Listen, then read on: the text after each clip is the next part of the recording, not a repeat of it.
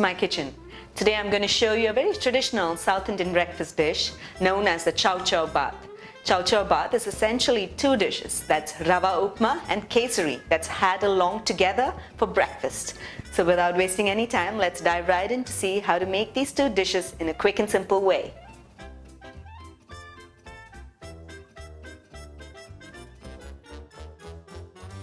So to begin making the Kesari Bhaat, also known as Sheera in some parts of India, I'm going to first roast the cashew nuts, which is actually the seasoning or the garnish for the Kesari Bhaat.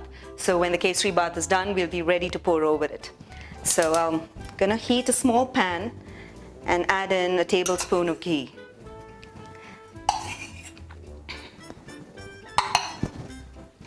Once the ghee melts, I'm going to add in the halved cashew nuts and roast the cashew nuts on low to medium heat until it becomes crisp and is lightly golden brown. If you keep it on high, then the ghee overheats and the cashew nut can burn as well. So it's important to roast the cashew nuts on low heat. Notice that the cashew nuts have turned golden brown.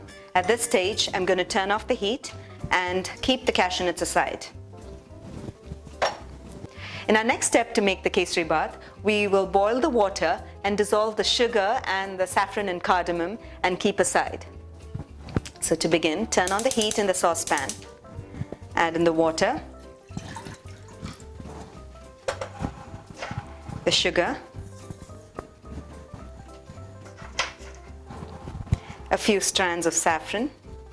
Saffron adds great color and as well as flavor to the kesari.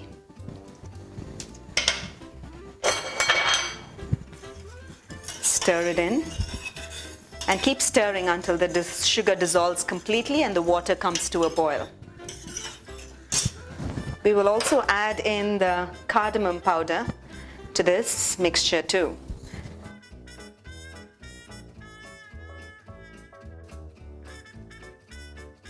Notice that the sugar is completely dissolved and the saffron has imparted a great color into the water. I'm sure it has great flavor too. At this stage, I'm going to take this off the heat and put it on another burner and place it on low heat so it keeps simmering and stays warm. I'm going to get in my kadai or a heavy bottom pan to start making the Kesari Bhaat. To this pan, which is going to be preheated a little bit, I'm going to add in the ghee. Kesari Bhaat is cooked in ghee. The Sooji or the Semolina is going to be roasted in ghee. So I'm going to add in the ghee. Once the ghee melts,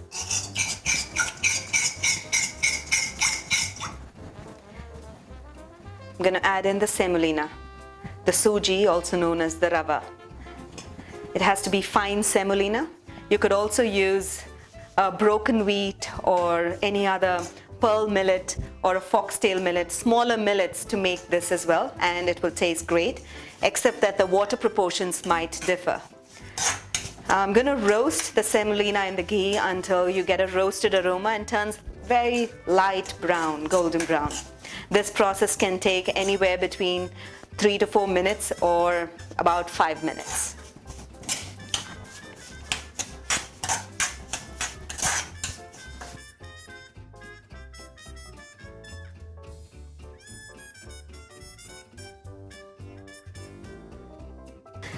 The semolina or the rava has been roasting for a good 5 minutes on low heat, and I can smell a good flavor of ghee and semolina, so it's ready.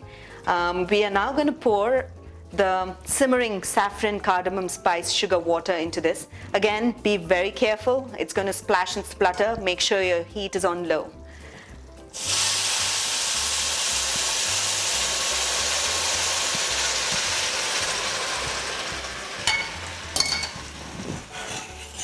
Keep stirring the mixture continuously until it thickens and there are no lumps.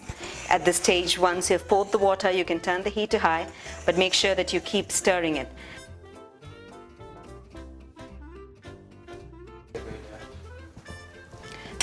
Notice after about few minutes, in fact less than a minute, the Sooji absorbed all the water and it's beginning to thicken up. At this stage, I'm going to cover the pan and allow it to simmer for about 3 to 4 minutes so that it gets completely cooked and has a perfect thickness.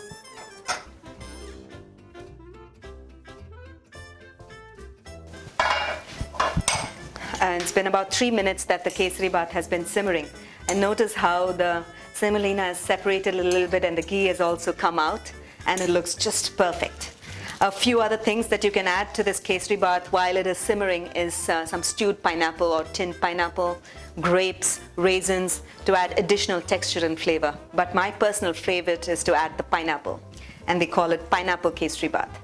At this stage, I'm going to add in the roasted cashew nuts and give it a stir. The Kesari Bhaat is now ready to be served along with your meal that you have for lunch or even for breakfast along with Rava Upma. I hope you enjoyed watching the video recipe of how to make Rava Upma and the Kesari Bhaat, together known as the Chow Chow Bhaat.